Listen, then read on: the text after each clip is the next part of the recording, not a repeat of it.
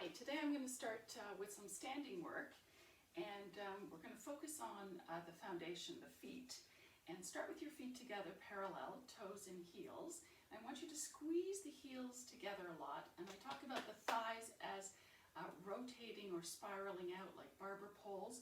So if you think about or place your hands on the tops of your thighs and rotate them outward, you'll probably feel like you want to do the same to your feet as well, and go right ahead. And in fact, that's what you end up with is Pilates stance of your feet. You have about a fist width distance between your big toes. Keep those thighs rotating out. Keep that distance between your big toes. Keep your heels together. And I want you to lengthen through your rib cage. So if you think about, I'm going to go over a couple of things. Your shoulders, if you follow the straps on a tank top and you go up over your shoulders, down the back to your shoulder blades, those straps pull those shoulders up. They pull the shoulder blades down into place, and then those shoulder blades kind of widen and wrap around your rib cage and hold that rib cage in place. Button it up like a vest. So your shoulder straps, your vest buttons around the front, pulls in, and then think about the spacing. If you put your thumbs underneath the bottom of your rib cage and the top of your hip bones, there's a space there. You want that space to be equal to the space behind the bottom of the rib cage. The top of your hip bones should be the same. Sometimes I'll talk about the top of your body being the lid on the pot, or a cap on a bottle. So you want to make sure that that cap is over the bottom, or the lid is on the pot. So you want to make sure that rib cage, the upper body is over the hips. When you do that, you'll find that the spacing between the top of your hip and the bottom of your rib should be the same right around. Sometimes I call that your cummerbund, we'll just call it your cummerbund. So just keep that spacing the same. Try to think about keeping your lid or your pot, your cap on your bottom, shoulders back, the shoulder straps pulling around, vest does up, heels are together, thighs are rotating. A lot to think about. Squeezing the inner thighs, relax the arms and the shoulders. We're going to go up on the toes and down on the heels. And just keep doing a few of these. I'm going to keep talking as you're moving, and I'm going to show you something that happens, a couple of things.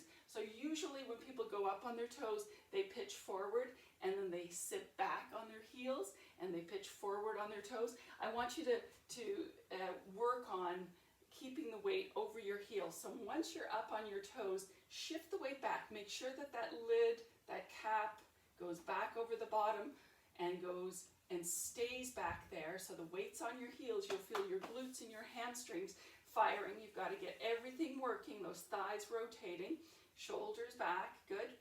Do a couple more of those. And then let's get our hands together. I want you to push those hands together, rotate them, slide them to the inside of your elbows. So you're wrapping your hands around the forearms, and pull those elbows apart. Keep squeezing the legs together, heels together, keeping the lid over your pot and your vest buttoned up, and push the elbows together. So try pulling, try pushing, and see which one for you helps you connect into that idea of the vest, the shoulders, everything staying aligned. Find the one that works for you, and then let's do a couple more of these going up and down, keeping your weight back over your heels. As you do this, you should feel a very strong connection through your whole body. As you're lifting up, I want you to lift up through the roof of your mouth. You keep going, keep those hands connected, keep those toes, all of them, on the floor. Sometimes they have a tendency to wiggle around or grip the floor. That's okay. That's your body's nervous system figuring stuff out. Eventually, as you get better at this, you can put more attention on those toes and make sure that they stay all connected to the floor. Alrighty, so from that hand position, you're going to bring one foot behind you and go back up on those toes and see how well you feel, how stable you feel. And then switch sides, switch the other leg behind you, go up, come down, see how stable you feel. Good, and then you're going to pick the foot that's the most the position that's the most stable, whether it's your right or your leg behind you. And if you've been doing this for a while, I suggest that you alternate those. So arms are firing, you're pulling or you're pushing, you've got those shoulder straps pulling down the back, the vest buttoning up, the lid over your pot, the inner thighs working, the thighs turned out. We're going to start to lower yourself down. Don't lean forward, keep that lid over the pot. This is challenging, and if your knees aren't great, you're going to want to use your hands to help you make the rest of the way down to the floor. Or you can bring that back knee down, or you can bring your hips back over that back heel and lower yourself down all the rest of the way.